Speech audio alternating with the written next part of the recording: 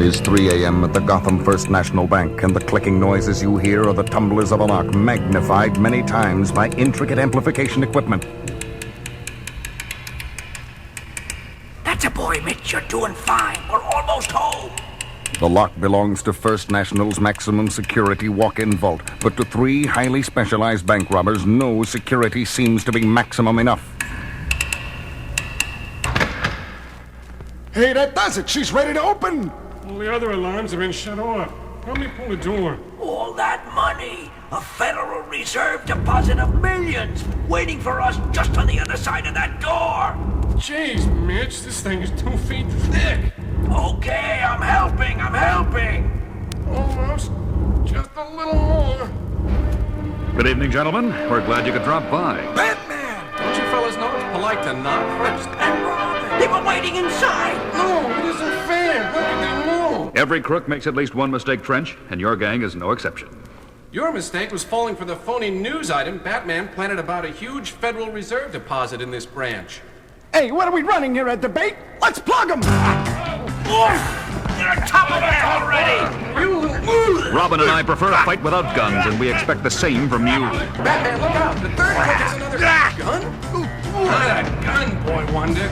Something far more useful. The bank robber flips a switch on the strange circuit-studded gadget in his hand, and at once the air is filled with a piercing, ear-splitting sound.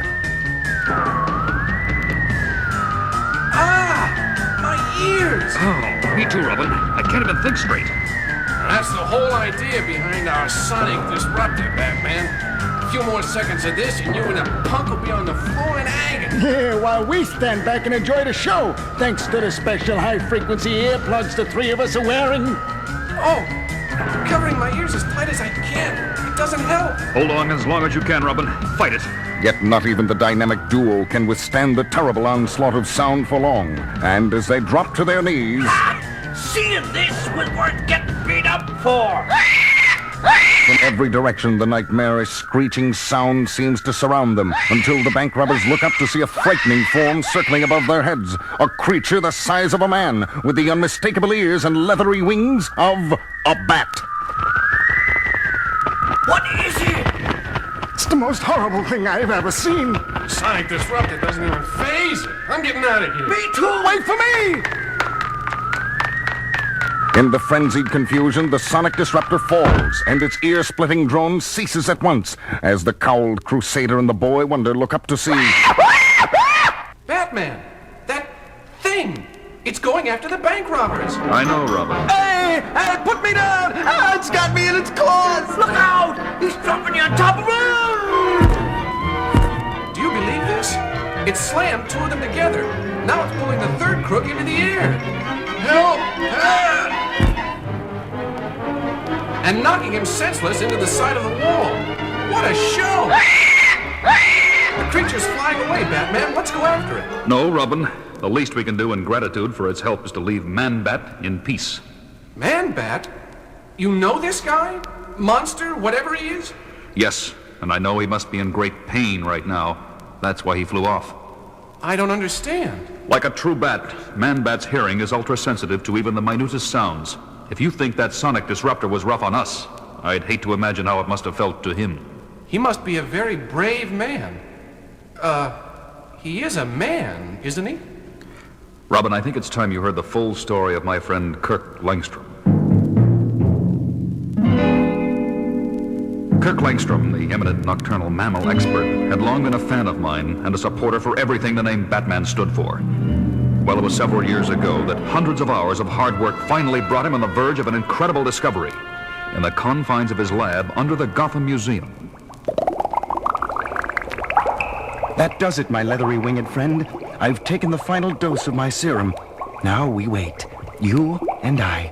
The friend Langstrom spoke to was a live bat, and the serum was a specially prepared gland extract he had derived from the creature for human consumption.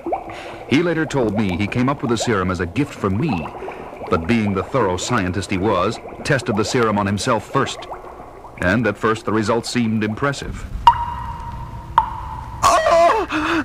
That infernal noise is unbearable. What in heaven's name can be causing so much racket?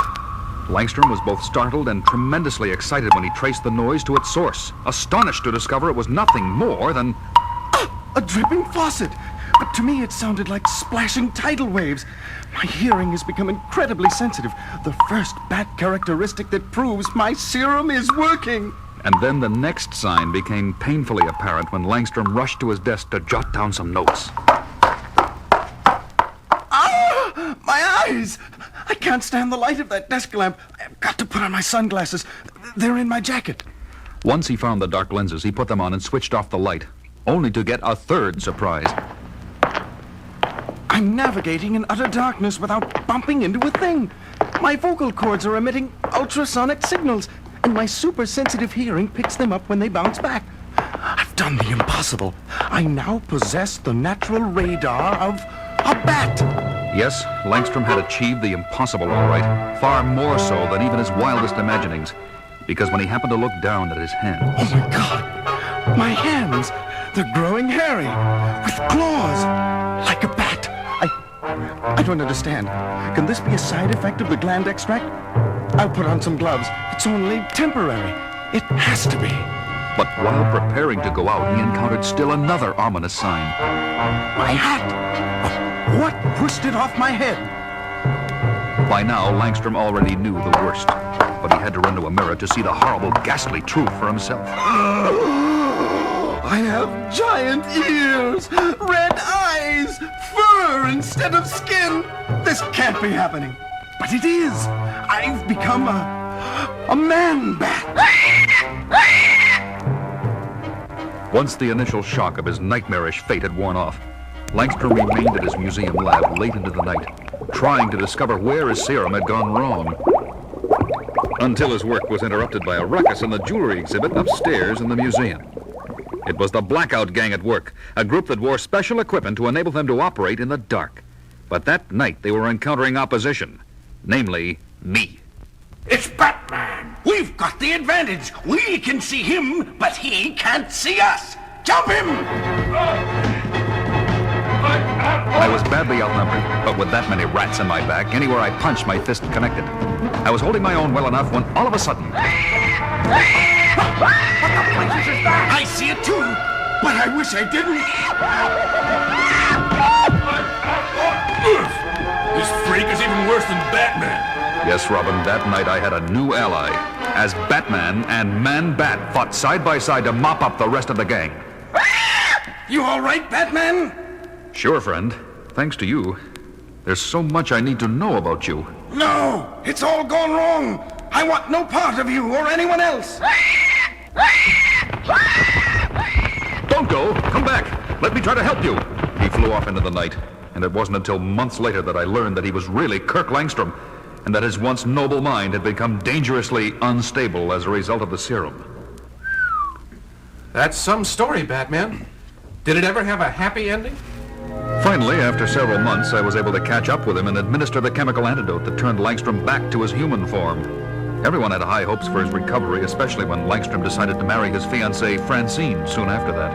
And then what happened? They married, but by that time, Langstrom had relapsed into Manbat again. And he persuaded poor Francine to take the gland extract so that she, too, became a bat. It was his way of getting her to prove her love for him. Man, those two have been through a lot. And I thought the worst was behind them, until tonight. Poor Langstrom must have suffered another... You took my Manbat away! And for that, you must die! Look out! Langstrom's back, but he's not making sense. Wait a minute, Robin. I think I understand. This isn't Langstrom! Good grief! The thing has swooped up Batman! The fearsome creature of the night and the caped crime fighter locked themselves in furious and frenzied combat over Robin's head. I've got to do something. I know. My utility belt. Quickly, the teen wonder extracts a certain capsule and hurls it upward into the fray, where it breaks open in the face of Batman's monstrous opponent. Good thinking, Robin. That sneezing powder ought to give me the advantage I need. But just as Batman wrenches himself loose from the suffering creature, still another inhuman sound tears through the air. And as Batman agilely lands on the floor... Oh my gosh! Now there are two of them! The Manbats are fighting! No, they're not. The second one is trying to calm down the first, and he needs help. The masked manhunter extracts a bat rope and a batarang from his utility belt, and with skills and reflexes honed to absolute perfection, he flings the batarang upward. Right on, Batman! Your bat line is wrapping itself around both of them, binding them together. Now they can't use their wings. And without their wings... Man-bats don't fly. But when the dynamic duo runs up to the grounded inhuman pair... Look, Batman! The bigger one's got something in his hand. They're 2 hypodermic needles. Now I know what to do. And Batman does it, wasting no time and injecting each creature with one of the hypodermics. Oh, they're changing, losing their wings, becoming human again, becoming a man and a woman. Oh, Kirk, I'm so sorry. I lost control of myself. To think I would try and kill Batman. It's okay, honey. It was the serum warping your mind. You didn't know. What happened, Kirk? It's all a misunderstanding, Batman. I was long overdue from an expedition in South America, and poor Francine was worrying about me here at home.